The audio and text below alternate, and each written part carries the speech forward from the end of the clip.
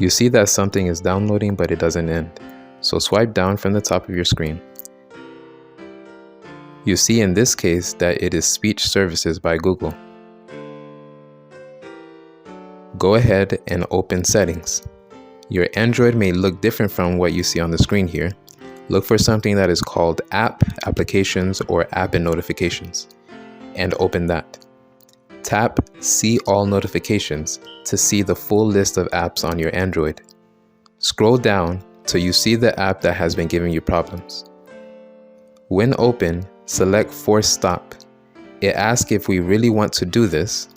Select OK to proceed.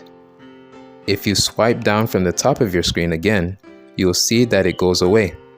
Now, as in my case, you'll just have to wait till Google notifies you of an update for that app that would fix the problem.